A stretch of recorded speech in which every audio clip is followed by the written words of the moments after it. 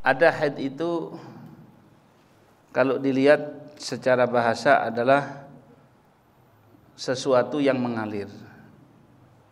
Jadi kalau sesuatu yang mengalir namanya dalam bahasa Arab itu hadha yahidu. Tapi kalau secara syariat adalah darah yang keluar. Ya. Darah yang keluar yang menjadikan orangnya itu tadi tidak diperbolehkan untuk melakukan sholat dengan ketentuan dan syarat-syarat tertentu. Syai'un katabahullahu ala banati Adam. Sesuatu yang sudah dituliskan bagi anak Adam.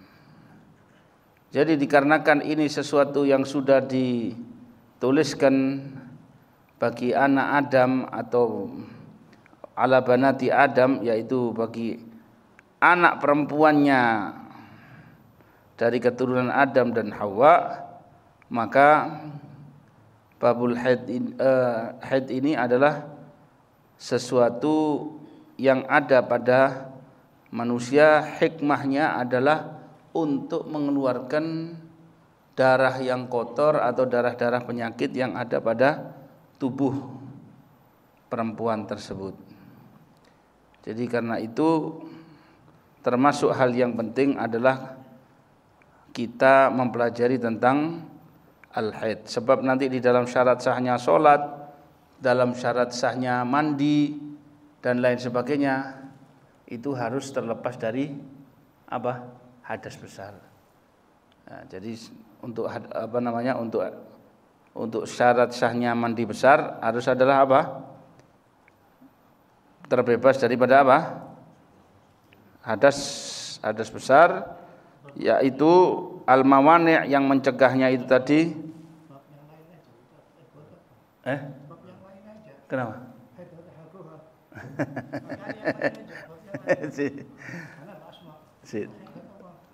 Tak ulang sedikit ya, nanti langsung sholatnya. Habis haid itu di fikih bab sholat. Langsung bab sholat aja. Oh iya. Wis paham tak kemarin? Paham ya? Iya sih, sebentar.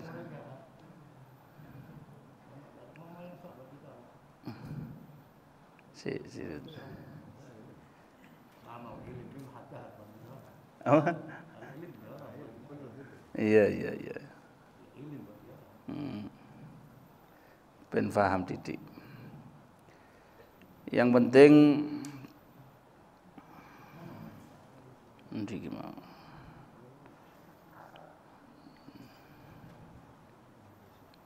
Mana sih?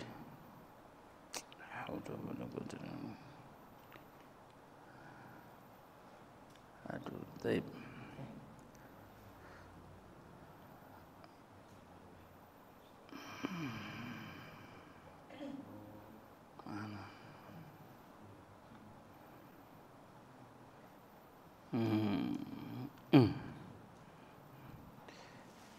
Darah yang ada pada ujung rahim perempuan yang keluarnya dengan cara yang sehat.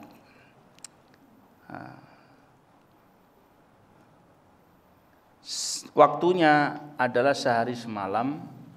Artinya begitu anak perempuan itu keluarkan darah, suruh berhenti sholat. Kalau dia kira-kira umurnya sudah berapa? 9 tahun. Nanti dites, dikasih waktu masa panjangnya adalah 15 hari. Jadi setengah bulan dari sejak keluarnya itu tadi, kiranya misalkan kadang keluarnya sehari itu cuman 2 jam, 3 jam. Kalau seandainya dikumpulkan semuanya itu kiranya 24 jam, maka berarti perempuan ini mengalami apa? Haid. Batas terbanyaknya adalah berapa? 15 hari. Setelah 15 hari, hari 16, 17 keluar lagi, maka berarti itu adalah apa? Darah yang di atas 15 namanya istihadhah itu namanya seperti orang yang salisil bul. Adalah seperti orang apa? yang kencing-kencing terus. Jadi apa? Dia diwajibkan sholat, diwajibkan puasa. Kalau mau sholat ganti semuanya, dia cebok, kemudian dia pakai dia pakai penutupnya, ya, diganti pembalutnya, kemudian setelah itu dia sholat. Nanti mau sholat lagi terus seperti itu. Itu bagi orang yang apa? Bagi orang yang istihadhah. Ya, itu tadi yang namanya haid. Ada dua cara.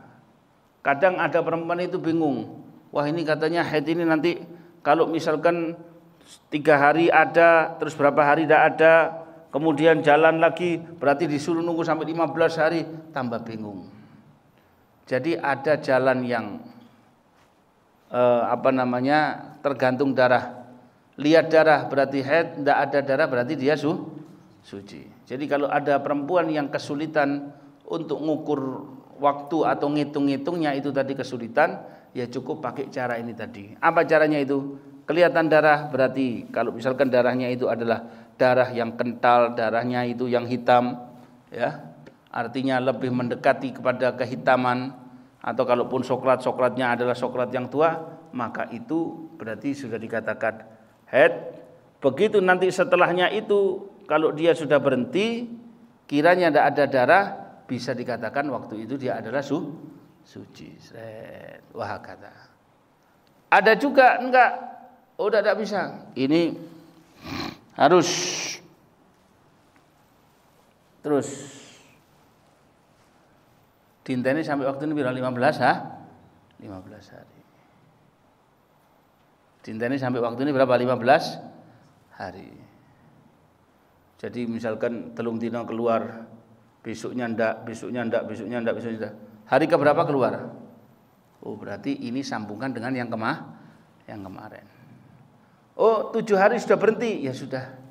Jadi itu untuk penentuan pertama. Nanti datang bulan lagi, ya bisa di awal bulan, bisa di pertengahan atau di akhir bulan, dan itu kemudian setelah itu yang dijadikan patokannya itu adalah kebiasaannya. Seperti itu, ya.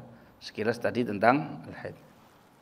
Kemudian ada yang namanya paling lamanya suci di antara 2 haid itu berapa? 15 hari. Setelah berlalunya 15 hari, nanti kalau keluar darah lagi berarti itu adalah apa? Haid lagi. Nah, sudah. Kemudian ada yang namanya nifas. Nifas itu adalah darah yang keluar setelah melahirkan. Orang habis melahirkan keluar darah seret, itu tadi namanya apa? An-nifas. Lah, nifas itu biasanya 40 hari. Artinya setelah 40 hari nanti dia berhenti 1 hari, 2 hari, maka kalau keluar lagi darah berikutnya bukan dihukumi nifas, tapi dihukumi apa? Haid. Atau yang paling banyak adalah berapa? 60 hari. Ada habis melahirkan keluar darah dikit-dikit sampai 60 hari, dihitung 60 itu. Jadi 60 dina iku 2 bulan, ya suaminya tidak bisa apa-apa, sudah habis. Ya. 2 bulan ini 60 hari. Tak pakai suci atau misalkan tidak ada sucinya, besoknya keluar darah lagi, bisa jadi yang selanjutnya itu tadi adalah bisa jadi adalah haid, bisa jadi adalah istihadhah dan seterusnya seperti itu. Nah, ini cukup sekedar untuk diketahui. Terus yang ngerti tentang bab ini siapa? Ya kaum wanitanya sendiri. Cuman kadang kaum wanita sendiri juga masih kebingungan di dalam bab ini. Makanya di dalam fikih ini dibikin cabangnya itu ada orang itu 2 perkara yang sulit. Satu masalah haid, yang kedua masalah faraid. Haid ini pakai hitung-hitungan, faraid juga pakai apa? Hitung-hitungan. Suatu jelimet didik. Nah, nanti kapan hitungannya jelimet? Ya nanti di kitab berikutnya. Ya, ini sementara ini cukup kita hanya tahu sekilas, ya. Taib. Setelah bab ini kita tahu sudah apa yang diharamkan bagi orang yang hadas, kita sudah tahu Apa yang diharamkan orang hadas besar kita sudah tahu. Yang diharamkan oleh bagi wanita yang haid kita sudah tahu larangan-larangannya. Ya. Taib. Ini kalau nggak penting nggak akan ditulis secara mendetail seperti ini. Karena perkaranya adalah perkara penting dan Imam Syafi'i melakukan istiqra, penelitian. Tidak hanya sekedar jalan begitu. Nah,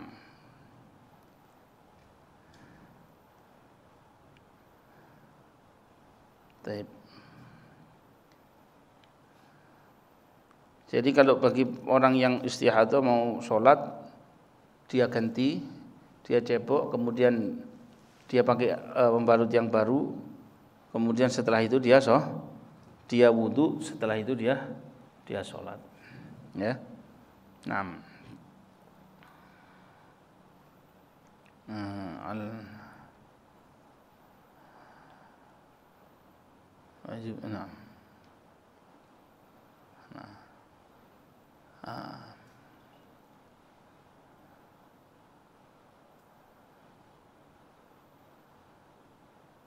Nah, sekarang kita masuk di dalam Kitabus Shalah. Apa yang ada di dalam Kitabus Shalah ini? Salat. Salat itu artinya doa. Orang salat namanya berarti dia doa, munajat kepada Allah. Aqwalun wa af'alun mufattahatun bitakbir mukhtatamatun bitaslim ghaliban. Yaitu ucapan dan perbuatan, itu isinya sholat. Dibuka dengan takbir, ditutup dengan salam. Kebanyakannya. Ghaliban itu kebanyakannya. Orang yang nggak bisa ngomong, ya pakai isyarat. Ya dia cukup diam saja. Bisu, ya diam saja. Nggak bisa pakai gerakan, ya terlentang saja, atau dia terbaring saja. Atau dia diikat, ya sudah sholat sebisanya. Ada orang diikat, ditawan diikat 1 hari, 2 hari, sholatnya gimana? Ya bisa. Nanti kalau sudah lepas, diganti itu sholatnya. Tidak dilepas, ditembak mati, ya sudah, Allah yarhamu, Allah ngampuni dosanya. Karena di luar apa? Kendalinya. Sama ketika orang sakit tidak bisa sembuh, berujung kepada kematian. Gimana kalau berujung kepada kematian? Ya sama seperti itu. Apa yang dia anukan, tidak sempat untuk menggodok sholatnya karena dia sholat hormat waktu, ya sudah, kiat niatnya dia untuk sholat itu sudah menjadikan dia diampuni dosanya oleh siapa? Allah subhanahu wa ta'ala. Jadi sholat aqwalun wa af'al. Ada sholat yang cuman ucapan saja tanpa perbuatan. Sholat jenazah misalkan. Sholat jenazah cuman apa? Berdiri saja, tak pakai rukuk, tak pakai sujud. Dia cuman berdiri sama salam. Ada sholat yang enggak pakai ucapan, enggak pakai perbuatan. Bagaimana? Orang yang disumpel, mulutnya disumpel, diikat sama perampok atau diikat sama Israel, orang Palestina atau orang Gaza, disumpel mulutnya, tangannya diikat. Gimana? Ya sudah, sholatnya dari dalam hati. Oh enggak, ya seperti orang yang cuman bisa gerak tubuhnya ini tak ada gerakannya semua, yang bisa hanya dalam mana? Hatinya. Itulah yang namanya sholat dengan menggunakan isyarat mata. Karena sebentar lagi kalau dia tidak sadar lagi, ya sudah, dia akan disolati. Wa aqimis sholata li dzikri wa aqimis sholata tarafain nahari wa zulafa minal lail innal hasanati yudhibnas sayyiat dzalika dzikra lidzakirin. Makanya di sini dikatakan innal abda idza qama ila shalah. Hamba itu kalau bangun pada salatnya, dosa-dosanya ditaruh di sebelahnya. Begitu dia takbir Allahu Akbar, ini hilang. Takbir lagi hilang. Ketika dia rukuk, ininya jatuh semua. apa? Dosa-dosanya pada jatuh semuanya. Ini tadi kalau seandainya ada orang itu apa? Melakukan yang namanya as-shalah. Jadi di dalam hal yang semacam ini, salat ini adalah perkara yang sangat penting dan perkara yang wajib untuk kita lakukan selama kita masih memiliki akal. Begitu dia bangun salat, dibukakan pintu surga, dibukakan hijab antara dia dengan Allah Subhanahu wa taala, wastaqbalathul hurul 'ain, dan dia disambut oleh bidadari. Jadi inti ketika sholat dilihat bidadari itu, dinteni sama bidadari itu. Selama ketika sholat dia tidak meludah, ya, dan dia tidak tidak berdehem, dan dia tidak meludah. Lah terus kalau saya riaknya banyak mau meludah gimana? Pakai tisu.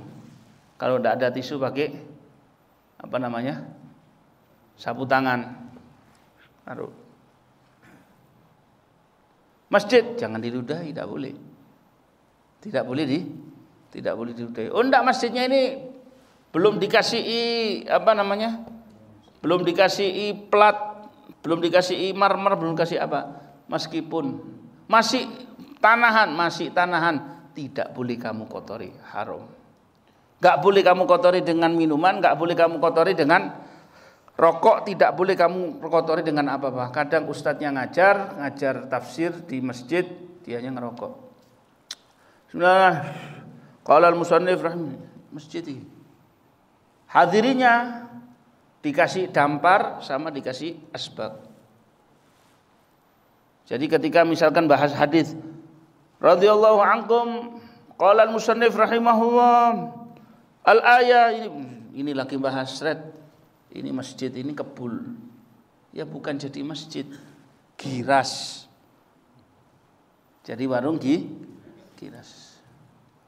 Kita itu ngerokok di luar sana, baunya masuk ke dalam masjid, haram sudah. Jadi kalau sampean ada takmir masjid, kemudian nanti ada panitianya yang ngerokok atau khotibnya yang ngerokok, langsung sampean hardik. Tidak pakai dibilangin lagi, Pak, mohon Pak, jangan merokok Pak. Kenapa? Karena mestinya sebelum dia jadi khotib, dia itu harus tahu dan sadar bahwasanya rokok itu adalah tidak diperbolehkan dan diharamkan untuk ngotori masjid. Di halaman, di luar, terserah dia. Urusannya dia sendiri. Nah, sholat itu adalah afdolnya ibadat badan. Fardunya adalah afdolnya fardu dan sunnahnya adalah afdolnya sunnah. Ya, itu tadi yang namanya apa? Itu tadi yang dinamakan dengan as-shalah. Jadi karena itu ya ikhwani, salat ini adalah menduduki peringkat yang paling penting di dalam kehidupan kita. Apapun boleh terjadi, tapi jangan pernah engkau tinggalkan salat. Melarat, salat toh. Kurang kerjaan, sholat toh. Apa bisnis tidak berhasil, diperbaiki sholatnya. Kalau sholatnya itu tadi kita perbaiki, maka apapun yang kita inginkan akan dipenuhi oleh Allah Subhanahu wa ta'ala. Nabi itu biarpun perang tetap diajarkan namanya sholatul khauf. Sholat dalam keadaan takut. Sholatul khauf itu macam-macam. Ada sholatul khauf yang berjamaah, ada sholatul khauf sendiri, ada sholatul khauf di atas kendaraan. Saya lagi dikejar, mau dibunuh, naik kuda. Waktu sholat, wajib sholat enggak? Wajib sholat. Pakai gerakan. Pedang-pedangan, pakai pedang-pedangan. Main tombak. Allahu Akbar. Ngelesi gini. Itu nanti namanya pentingnya sholat. Sholatul khauf. Ada nanti yang sholatul khauf itu makmumnya yang depan ruku, yang belakang jaga. Sampai ini sudah mau bangun dari sujudnya, ini bangun, baru yang ini ruku. Wah kata bergantian, sif-sifan yang yang jaga. Tapi tetap tidak diperkenankan untuk meninggalkan yang namanya as-shalah. Jadi jangan sampai kita meninggalkan sholat, apalagi cuman karena untuk kawinan, apalagi karena untuk resepsian. Itu kita ingatkan anak-anak kita, putri kita ingatkan, jangan dibiarkan jadi, oh tidak apa-apa cuti sehari biar tidak sholat. Kita mau membantu siapa? Tak dapat berkah dari Allah, malah kita dapat godaan daripada apa? Daripada syaitan, bahkan kita dapat laknat. Ya, dari Allah Subhanahu Wa Taala itu kita dapat apa? Dapat laknat dikarenakan kita meninggalkan yang namanya as-shalah. Jadi kebahagiaan yang ada di dalam rumah tangga itu adalah dikarenakan orangnya melakukan sholat. Tapi kalau seandainya orang itu tadi tidak melakukan sholat, maka yang rugi adalah dirinya. Di dalam Safinah ini ketika pembukaan babus sholat disebutkan a'dzarus sholat, udurnya sholat. Orang diudurkan artinya tidak berdosa kalau tidak melakukan sholat karena dua udur ini. Yang pertama adalah an-naum. Apa an-naum ini tadi? Tidur. In lam idza lam yata'adda bihi. Kalau dia tidak sengaja tidur. Au lam yatajawazil had bihi. Falau tayaqqadha min naumihi wa qad baqiya min waqtil fardhah ma la yasa'il al-wudu' au ba'dahu fala yajib qadha'uha fauran. Ada orang ketiduran. Salatnya yang saat itu enggak cukup untuk salat, mepet sekali, cuman hanya ada waktu untuk wudu. Ya sudah bangun aja, wudu aja. Tapi tidak harus menggodok saat itu juga. Karena apa udurnya? Wudu, dan itu dia disyaratkan tidurnya sebelum masuknya waktu. Makanya kalau ada sudah adzan orang itu tidur, saya masih capek, saya tak istirahat dulu. Bablas loh. Harus ada orang yang dipegangi untuk bisa membangunkan. Atau kalau tidak harus ada alarm yang kirinya bisa membangunkan dirinya. Walau baqiya minal waqti ma yasa'ul wudu wa duna rak'aten wa annahu shalah fa'ita qaddamatil kal fa'itah alal hadirah. Ya, li anna sahibal waqti sarat fa'itatan aidzon. Ini kalau saya lakukan sholat ini sekarang, sebentar lagi adzan maghrib, sedangkan saya baru bangunnya sebelum maghrib, ini tinggal mepet. Yang didahulukan mana dulu? Kalau ketika sudah masuk waktu maghrib sedangkan dia belum sholat asar, mana dulu yang didahulukan? Asar dulu baru maghrib. Ini waktunya hanya cukup untuk wudu dan hanya 1 rakaat. Iya. Anda dahulukan habis wudu nanti, ya langsung dahulukan apa? Asar dulu baru maghrib. Loh ini kan sudah masuk waktunya maghrib. Iya, meskipun sudah masuk waktunya maghrib, tapi kamu sudah ketinggalan sholat asar. Jelas ya? Nah, makanya di sini dikatakan seandainya walau syakka ba'da khuruji hal fa'alaha au la lazimahu qada'uha li'annal asl adamu fi'liha. Ada orang bangun tidur atau dia tadi duduk. Ketika duduk melakukan apa, tiba-tiba masuk waktu yang selanjutnya. Dia itu ada kayak pekunnya hari itu atau ada lupanya. Saya ini kira-kira aku sembahyang asar apa durung ya? Misalkan kalau maghrib sudah masuk waktu isya, saya sudah sholat maghrib apa belum ya? Ragu masihan. Ragu itu berarti berapa? 50. Wajib untuk digodok. Kenapa? Karena aslinya belum melakukan. Sebab sholat itu ibadah yang nampak. Orang kalau lupa dirinya dia puasa Ramadan wajar. Karena Ramadan itu tidak nampak bentuknya. Tapi sholat inti nampak bentuknya. Berdiri, ruku, i'tidal, sujud. Jadi kalau sampai lupa atau masih ragu melakukan atau tidak, berarti ente aslinya belum melakukan. Ya. Sama seperti ketika ada orang ragu, saya sudah niat apa belum sholat ini?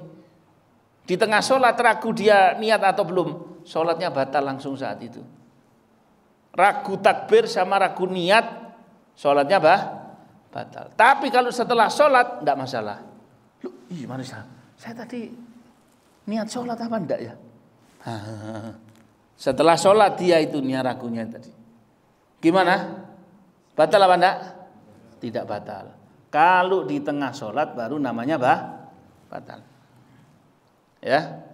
Nah, jadi karena itu orang ini harus ya melakukan yang namanya as-shalah. Au tadzakkaruhu fa in lam yaqdir ala fi'lihi lam yanham. Wa yakdihi ma tadzakkaruhu walau fi waqtil karahah. Naam. Nah, di sini ini dikatakan kama law syakka fi niyyah walau bi khilaf. Alhamdulillah. Ya. Fa yajibu alaihi subuh awal.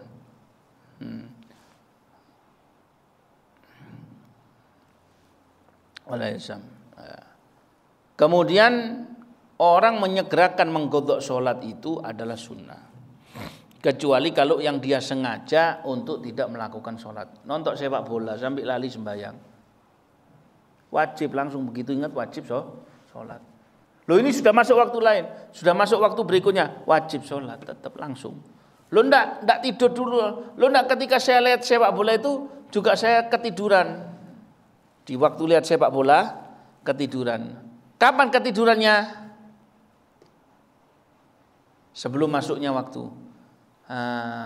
Sampai kalau sudah keluar waktu, maka di saat ini Anda tidak diwajibkan secara langsung, tidak diwajibkan langsung mengqadha sholat. Kenapa? Karena ada tidurnya.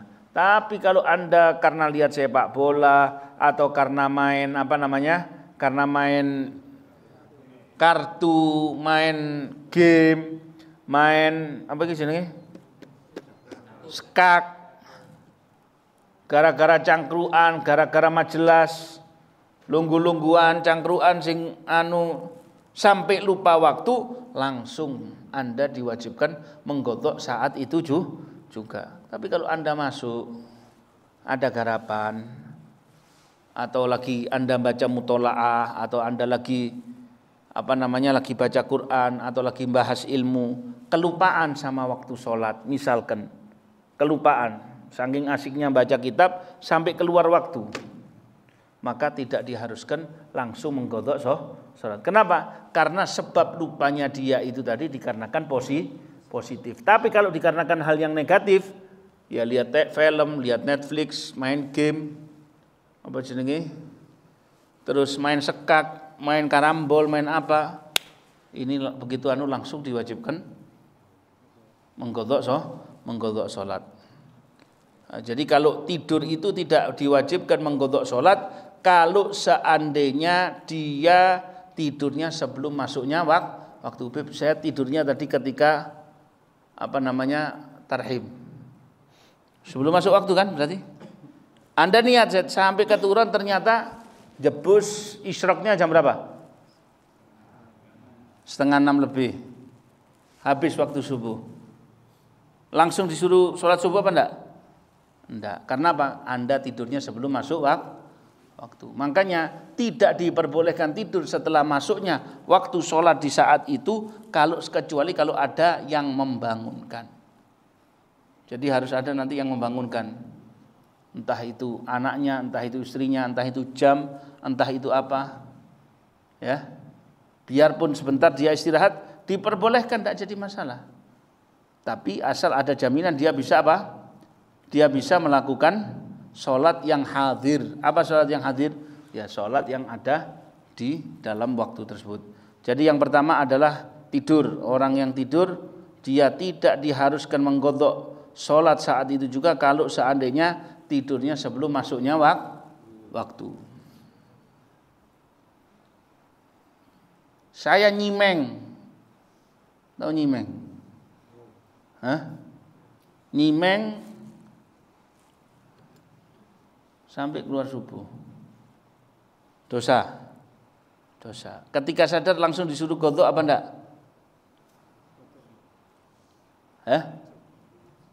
Langsung apa enggak? Afdolnya langsung. Lu kenapa kok enggak disuruh langsung? Karena di saat itu dia dalam keadaan apa? Tidur apa enggak? Tidur. Tidurnya kapan? Sebelum waktu apa setelah waktu? Sebelum waktu. Ya cuman dia dapat dosa daripada nyimengnya. Jelas ya? Nah, yang pertama adalah tidur, dan makanya dikatakan wajib untuk membangunkan orang yang kena kewajiban sholat. Dan sunnah untuk membangunkan orang yang tidurnya itu sebelum waktu. Nah, kalau orang tidurnya setelah waktu, ente begitu dia jangan tidur dulu. Ayo, sholat sih, wajib. Tidurnya sebelum waktu, sebelum subuh, sunnah ente bangunkan. Selama in lam yakhsha dhararan liyanala shalah fil waqt. Selama engkau tidak mengalami bahaya di dalam membangunkannya. Sampean banguni, kemudian nanti orang itu berontak. Ini kalau bukan keluarga sampean ya. Orang itu berontak, marah. Ini kalau dibanguni bahaya orang ini. Ya sudah. Sampean tepuk-tepuk aja, jangan terlalu keras, pelan-pelan. Tapi kalau misalkan daripada jelas akan membuat bahaya, ya sudah tinggalkan. Ya, tinggalkan.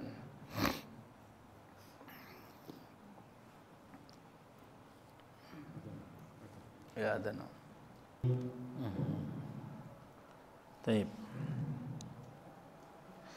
Ilahi wa yakdihi man tatadzakaruhu walau fi waqtil na'am in tadzakara waqtul khutbah imtana alaihi fa yakhiruhu lima ba'da salawin kana tudru. Naam, tudru. Baik. Jadi termasuk yang pertama adalah sholatnya ada dua, tidurnya ada dua. Kalau sebelum waktu bebas. Begitu misalkan 14 sampai keluar waktu, tidak diharuskan qadha secara langsung. Tapi kalau misalkan setelah masuknya waktu, pertama dia dapat dua dosa. Pertama, kalau tidak ada yang membangunkan dapat dosanya tidur, yang kedua dapat dosanya karena meninggalkan sholat. Tapi kalau ternyata dia bangun sebelum waktunya, sebelum keluarnya waktu, maka dosanya tadi tidak ada, tapi menjadi makruh bagi diri, menjadi makruh, dan haramnya langsung beralih hukumnya menjadi makruh. Kenapa? Karena dia tidur setelah masuknya waktu. Jelas ya? Jelas. Itu. Terus yang kedua, mengqadha salat wajib itu hukumnya adalah kalau dengan udzur, kalau ada udzurnya segera mengqadha adalah sunnah. Tapi kalau dia ketika meninggalkannya tanpa ada udzur, maka hukumnya adalah wajib. Ada orang setahun enggak sholat, jangan sholat sunnah. Gantian sholat sunnah itu dengan sholat qadha. Zuhur, asar, maghrib, isya, subuh. Saya seumur-umur enggak pernah enggak pernah qadha sholat, enggak pernah sholat misalkan 20 tahun, 30 tahun, jangan sholat sunnah. Terawih, gantian terawihmu dengan qadhanya sholat. Lah terus gimana kalau saya mau jadi makmum dan lain sebagainya? Tidak apa-apa, sampai tidak sholat terawih tidak jadi masalah. Yang penting qadha sholat. Saya tidak sholat setahun. Lah ini sholat 2 rakaat ini gimana, kan terawih kan tidak mungkin. Kalau saya mau bangun 4 rakaat ya sudah, anggapan itu untuk qadha apa? Sholat subuhnya kan bisa. Terus bagaimana cara yang paling enak untuk mengqadha sholat itu? Habis sholat fardu, qobliyah dan ba'diyahnya kamu ganti dengan apa? Dengan sholat qadha. Wajib itu hukumnya mengqadha sholat. Jadi fikih ini tidak bisa kita bikin mainan, tidak bisa. Tak bisa kemudian semau kita juga tidak bisa. Saya mau tidur sebelum sholat Jumat, sebelum masuk waktu Jumatan, boleh. Bablas ya tak dosa. Bablas tak dosa, kecuali kalau memang diniati untuk bablas baru dosa. Diniati bablas. Hanya satu hal ketika masuk waktunya sholat dia tidurnya tidak berdosa kalau seandainya memang sudah tidak tertahankan lagi akan membuat keseimbangannya jatuh. Daripada bikin keseimbangannya jatuh, biarkan dia tidur. Paham ya? Kalau memang digugah-gugah tidak bisa, ya sudah, memang ya sudah. Artinya apa? Kalau orang sudah ngantuk berat gimana? Mau 5 kopi, 10 kopi kadang masih kalah. Ya? Iya. Tapi begitu juga kebalikannya, kalau ada orang sulit tidur, ya Allah. Sulit itu, bayangkan sakit kepalanya itu gimana? Harus pakai aspirin, harus pakai suntik, harus pakai obat. Kadang meskipun sudah pakai obat tidur modelnya apa saja, tak bisa. Tidurnya mungkin sebentar gini. Makanya sebagian orang masuk Islam gara-gara apa? Gara-gara dia dijak ke masjid sholat Jumat. Asalnya dia tidak bisa tidur kecuali harus mabuk. Kalau mabuk bisa tidur, tapi besok paginya sakit. Suatu saat dia kepingin ikut ke tempatnya orang Islam. Kalau ente kepingin tidur enak, ayo sini tak ajak. Beneran, sudah ente ikut aja, dijak ke masjid di salah satu masjid di Amerika. Ini imamnya lagi khutbah Jumat. Ansitu wasma'u jami'an rahimakumullah. Orang ini mulai sepet motoy. Ajib.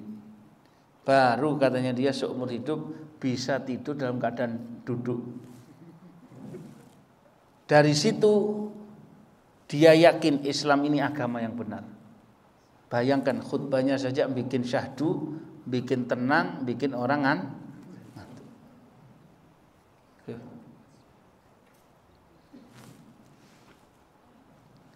Kemudian di sini ada faedah.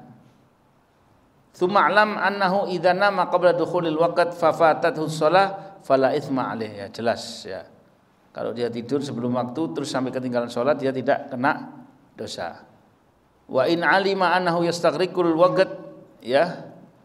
Meskipun dia juga tahu bahkan itu akan bisa menghabiskan waktu, kecuali kalau disengaja, memang sengaja cari tidur supaya dia luput Jumat misalkan, atau supaya dia luput sholat, itu dari kesengajaannya menghasilkan dosa. La ilaha illallah. Wa amma innama ba'da dukhuli, setelah masuknya waqt, fa in alima annahu yastaghriqul waqt haruma alaihi naum. Diharamkan bagi dia tidur dan dia dapat 2 dosa. Caranya gimana untuk tobatnya? Cukup dengan istighfar. Astaghfirullahaladzim. Cukup. Nah, ini ada faedah gini. Tambih, peringatan. Banyak tidur bisa menyebabkan kefakiran. Wong sugih kakean turu, fakir. Sudah kaya tercukupi, banyak tidur, fakir. Ente mau jadi orang fakir gampang, banyak tidur. Wa ziyadatahu liman huwa fakir, bahkan bisa tambah bikin fakir kalau seandainya dia fakir. Sudah fakir, banyak tidur. Wis tak duit, wis kiri tak punya harta, malah lebih banyak tidur. Tambah fakir.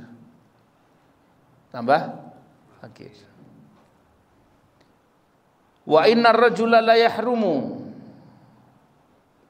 wa innar rajula la yuhramu rizqa bi dzambin aznabahu khususan al-kadzib wa kathratun naum tujibul faqra wa kadzalika an-naum uryanan in lam yastatir bi syai'in. Orang itu diharamkan rezeki gara-gara dosa yang dia lakukan, terutama kebohongan. Yang suka dusta, rezekinya tidak barokah. Suka nipu dalam jual beli, rezekinya tidak barokah. Suka riba, rezekinya tidak barokah. Termasuk yang membuat fakir adalah orang tidur telanjang, turu mudo. fakir itu nanti. Tak pakai apa-apa. Ini cuacanya Surabaya 35-40. Dia di kamar sendirian, tak pakai selimut, enggak pakai apa? Hah? Saya tidur naturalis, kayak kucing dengan telanjang dan dia bangga. Naudzubil, budaya apa? Kita ini ada yang lihat siapa? Allah Subhanahu wa ta'ala. Sudah. Kemudian makan dalam keadaan junub. Habis hubungan suami istri langsung makan, enggak pakai wudu. Bisa menghambat rezeki. Kemudian wattahawun bisuqatatil maidah. Makanan yang terjatuh dibiarkan diinjak-injak. Makanan itu yang jatuh selama dia tidak ada najis, selama dia tidak terlalu kotor, diambil, dibersihkan, itu makan. Lu takut ini bismillahirrahmanirrahim la yadurru ma'asmi syai'un. Kita ndak ada makan sedikit terlalu banyak kita buang, gini kita buang. Fakir nanti itu.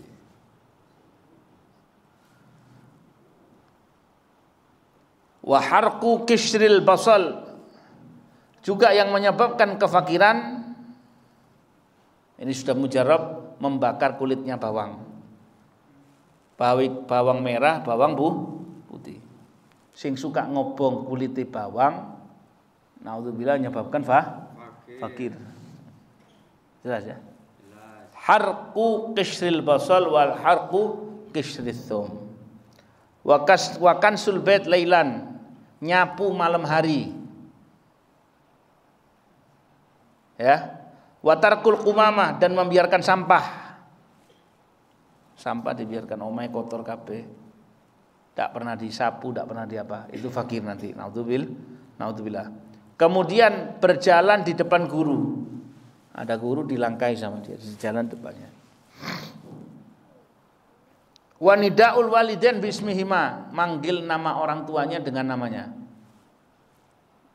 Ibunya dipanggil namanya, bapaknya dipanggil dengan namanya. Ini sudah kurang ajar.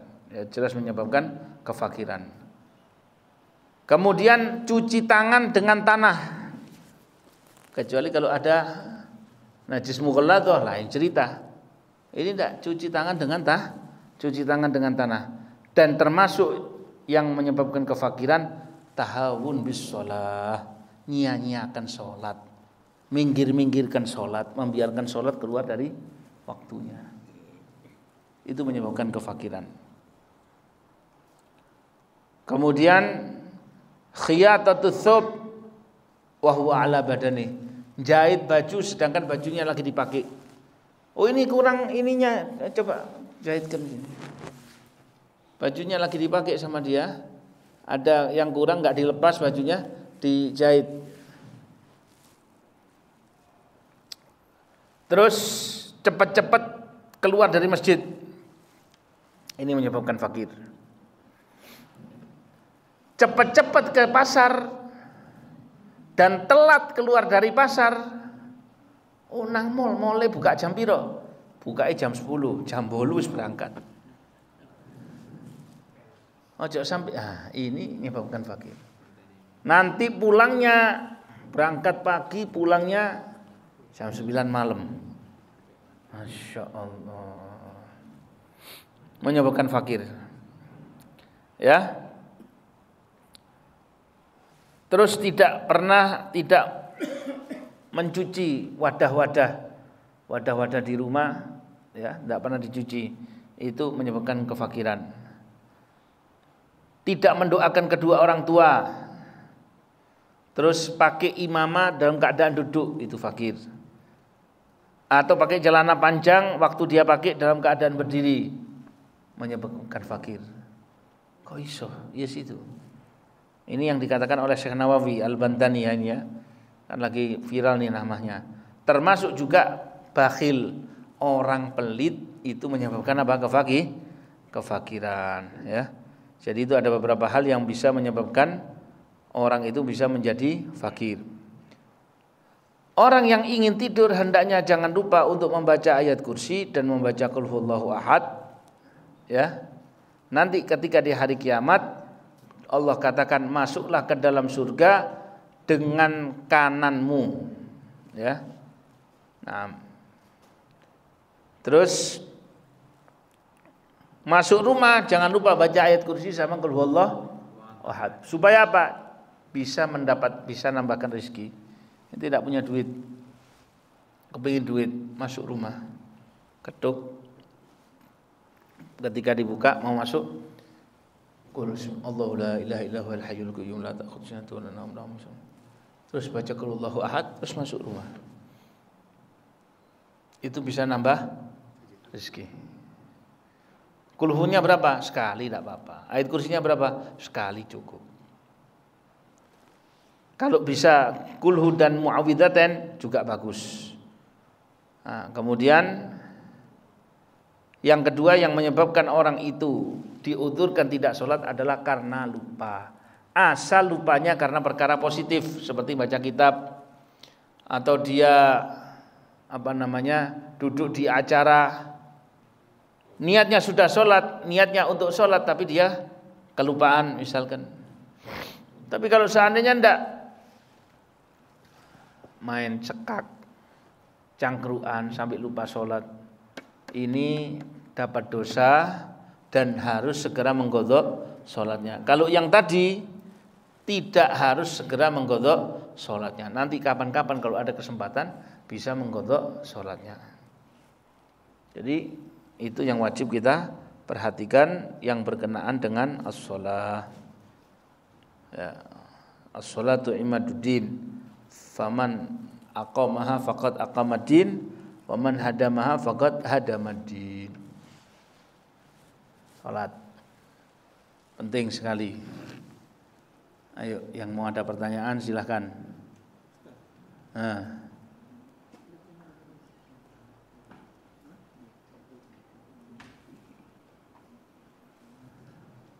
Bismillahirrahmanirrahim. Assalamualaikum warahmatullahi taala wabarakatuh. Waalaikumsalam.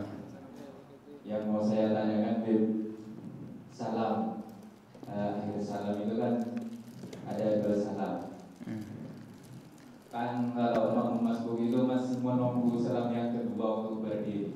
Atau itu disunahkan untuk menunggu salam kedua apa setelah salam pertama itu langsung berdiri atau gimana? Yang penting selama dia tidak niat mufaraqah dengan imam, tidak niat pisah dengan imam, ya, maka setelah salam pertama bisa langsung berdiri. Tapi tetap sebenarnya disunahkan sampai kapan? Sampai imamnya sudah selesai salam. Assalamualaikum warahmatullahi wabarakatuh. Assalamualaikum warahmatullahi wabarakatuh. Sampai berdiri. Makanya sholat itu butuh ketenangan. Jangan tergesa-gesa. Lama boleh, tapi juga jangan terlalu lama. Lihat makmumnya akeh kerjaan kon suwe-suwe. Sing dosa awakmu dadi imam. Gara-gara kesuwen. Ya. Nah. Yang kedua itu masalah parkir. Itu parkir harta atau parkir bagaimana? Soalnya banyak orang itu makan enggak dihabiskan tetap kaya juga. Gak miskin. Allah ya akhi. Di sini ini cuma dibilang fakir. Bisa jadi fakir maknawi, bisa juga fakir. Tapi artinya kalau tidak fakir di hari itu, suatu saat nanti dia akan fakir. Kalaupun nampaknya tetap gak fakir, gak sembahyang, tambah sugih, ya engko di akhiratnya fakir. Ataupun ada harta dikasihi, tapi hartanya itu jadi hukuman bagi dirinya.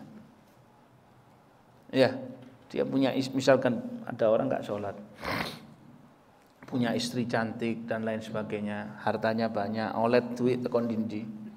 Ya, tahu-tahu istrinya selingkuh sama orang. Itu lebih menusuk dirinya daripada kehilangan hartanya. Iso jantungan, iso. Belum lagi nanti yang dinantikan bagi dirinya di akhirat. Nauzubillah min dzalik. Jadi kebanyakan ya pokoknya di situ kan ditulisnya fakir aja. Ya bisa fakir maknawi, bisa juga fakir zahir ya. Yang ketiga masalah sholat di rumah sama istri berjemaah, apa sholat di masjid istrinya di rumah, itu lebih afdol yang mana? Lebih afdol dua-dua. Sholat di masjid, pulang nanti sholat berjamaah. Sholat 2 kali.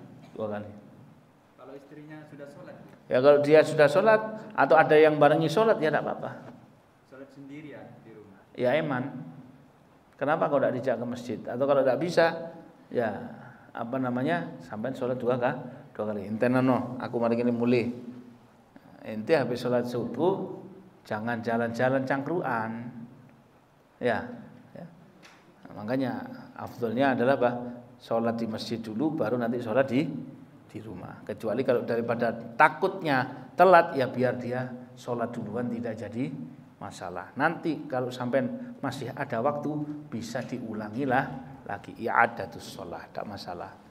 Bagus, wis mari. Ada ulama yang mengatakan itu, kalau istrinya di rumah, sholat di rumah, terus suaminya itu sholat di masjid, itu pahalanya juga dapat. Tidak dapat. Tidak dapat. Tidak dapat. Tidak mendapat, karena urusan pahala itu Allah yang bagi, dan bagi yang berbuat dia dapatkan. Cuman si istri dapat pahalanya apa? Nurut sama suami berada di dalam rumah, ya seperti itu. Ada yang lain?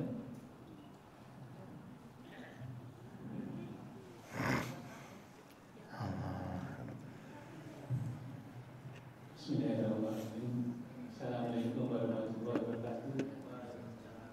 Terima kasih. Saya tanyakan yang pertama itu tentang An-Nisa ayat 9 itu. Istilahnya orang tua yang meninggalkan anaknya yang lemah, maksudnya lemah ekonomi, lemah akhlaknya atau lemah imannya, yang pertama. Yang kedua itu di surat An-Kabut 45 itu. Siapa saja yang menegakkan sholat bisa terjaga dari makhluk dan mungkar. Itu Allah sendiri yang janjikan itu dijamin Allah nanti bebas dari hisab itu. Yang ketiga masalah surat Maryam 59. Saya bahas yang An-Nisa ayat berapa? 9. An-Nisa ayat 9. Peninggalan generasi yang lemah. Sebentar. An-Nisa ayat 9. Ya, sebentar ya. An-Nisa ayat 9. La ilaha illallah Muhammadur Rasulullah. Ayatnya apa enggak sampean? Apa ayatnya? Meninggalkan generasi yang lemah, maksudnya lemah ekonomi, lemah akhlak, atau lemah iman. Si tahajud susu. An-Nisa ayat 9. An-Nisa ayat 9 ini ya. Pertanyaannya apa sampai di sini? Itu orang-orang yang menyia-nyiakan sholat itu nanti bisa menyebabkan keturunannya seperti itu. Tolong disempurnakan barangkali. Jadi ini kan ayat mengenai wabtalul yatama hatta idza balaghun nikah. Ujilah anak yatim itu sampai sampai mereka sudah sampai umur nikah. Artinya jagalah harta mereka, wahai para wali orang tua ya, para wali yang menanggung kehidupannya si anak. Kalau engkau dapati mereka itu tadi sudah sadar dan dewasa, maka serahkan kepada mereka itu harta kepada mereka. Jangan engkau ambil secara berlebihan ya, dan habis-habisan nunggu sampai mereka itu dewasa. Nah, kalau orang itu dirinya sudah kaya, hendaknya dirinya sudah cukup, jangan ngambil harta yang dititipkan kepada kamu. Misalkan sampai punya keponakan, dititipi hartanya dia juga untuk pembiayaannya. Ya jangan dihabiskan langsung. Digunakan untuk pembiayaan si keponakan ini. Jangan diserahkan kecuali kalau dia sudah umurnya sudah berapa? Sudah dewasa. Kalau dia tidak mampu, ya dia makan dari harta itu secukupnya. Nah, kalau sudah engkau serahkan kepada anak-anak ini tadi, maka persaksikanlah. Ini untuk siapa? Ya karena itu menyangkut apa? Duitnya orang lain, yaitu. Terus Al-Ankabut ini apa? Masalah sholat 45 itu yang kalau sholatnya benar istrinya bisa mencegah mungkar. Inna sholata tanha 'anil fahsya wal munkar. Yaitu selama kalau sholatnya dilakukan dengan syarat dan rukun plus rukun paling utama adalah khusyuk. Nah, baru nanti itu bisa mencegah daripada kata-kata kotor dan daripada perbuatan mungkar. Ya. Lebih daripada itu, kalau kita hanya menjalankan gambarannya sholat kayak diri kita ini, maka ya insya Allah ya masih terjaga daripada kebanyakan dosa, tapi masih bisa melakukan dosa. Kata-kata kotor juga kadang masih belum luput, masih ada. Nah, jadi yang penting itu adalah iqamatus shalah.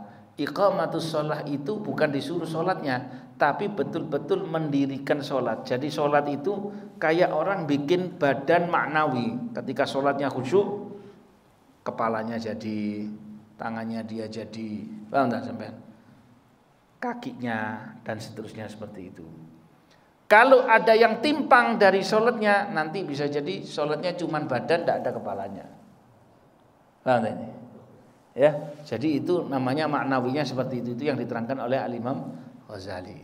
Nah, jadi harus didirikan sholatnya itu dengan baik dan benar. Sampai ketika mau sholat itu menghadap kepada Gusti Allah Subhanahu Wa Taala, bukan asal-asalan.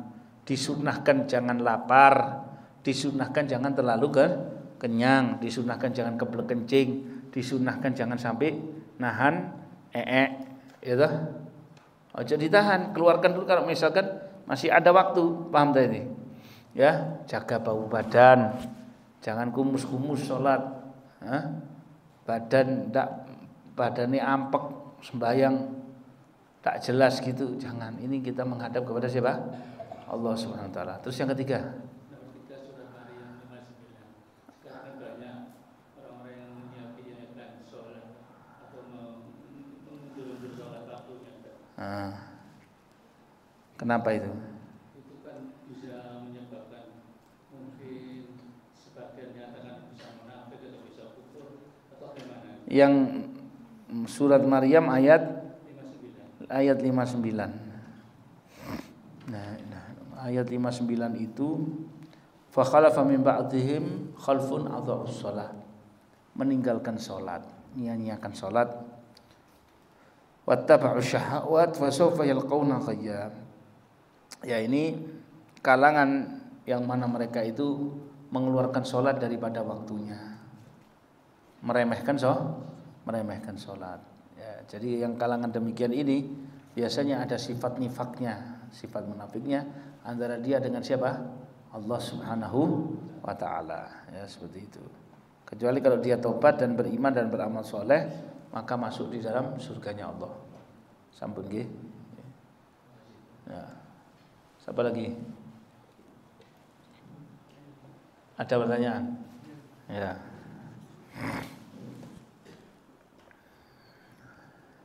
Assalamualaikum. Assalamualaikum.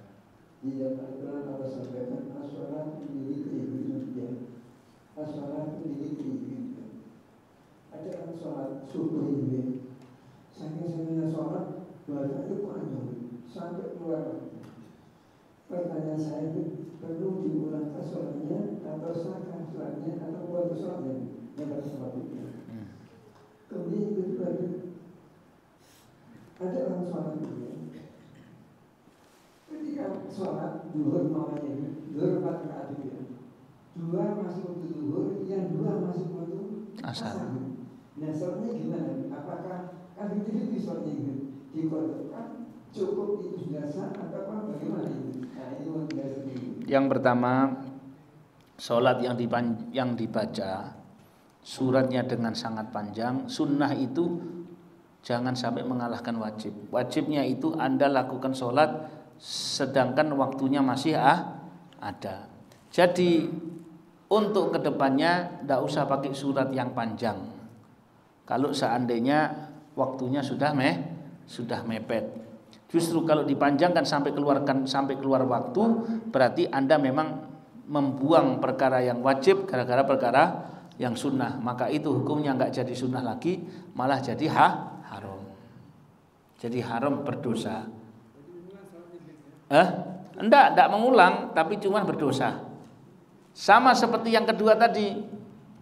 Saya sholat 2 rakaat masih waktu zuhur. 2 rakaat pas masuk waktu asar tanpa ada udzur. Gimana? Sama-sama berdosa dan tidak wajib menggodok sholat. Ya, seperti itu. Ya, ketika di rumah ingat ini, ada orang sholat begini ya, kadang-kadang saking payahnya begitu, dia tuh kata orang Jawa kan dia dengar ada kalau imam ruku ya ikut ruku, cuma ketika itu dia ketipu, saking payahnya Tidur. Iya, tidur enggak dibilang tidur ya gimana, cuma dia dengar kalau misalnya ini sampai saking payahnya. Yang saya tanyakan, tidurkan sholatnya atau bentar sholatnya atau nanti mengulang sholatnya? Tidak perlu mengulang dan tidak perlu menggodok karena dia sholatnya sah. Kenapa? Karena masih dalam kondisi berdiri. Itu ilmu ajib itu. Ngadeg iso turu. Subhanallah. Ya. Tidak apa-apa. Tidak jadi masalah. Tidak. Sah, sholatnya sah. Habib, apakah sholat duha boleh dikerjakan setelah sholat isyraq? Boleh. Boleh, tak apa-apa. Kalau waktunya sholat sudah mepet, mau qomat, apakah sholat tahiyatul masjidnya niatnya gabung dengan qobliyah? Anda bisa melakukan qobliyahnya nanti setelah sholat fardu, tak apa-apa. Dan itu pun juga digabungkan. Nah, jadi sebenarnya sholat tahiyatul masjid itu adalah apa? Sholat yang dilakukan dengan nama sholat apapun, meskipun tanpa niat secara khusus. Ya. Nah, kalau tidak boleh, mana yang lebih utama dikerjakan?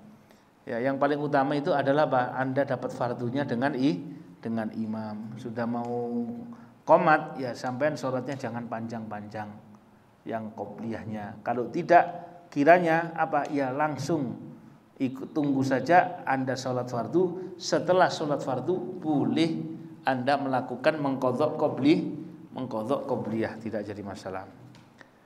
Kalau punya itu apa sih? Duluan mana? Ngerjakan sholat wajib apa sholat qadha? Sholat wajib dulu baru sholat qadha. Kecuali kalau seperti yang tadi, dia teledor sampai yang waktu asarnya tadi sudah keluar ke masuk maghrib. Maka itu apa yang dilakukan? Ya asar dulu baru maghrib. Selama masih ada waktu maghribnya dan tidak keluar, ya seperti itu. Wallahu a'lam.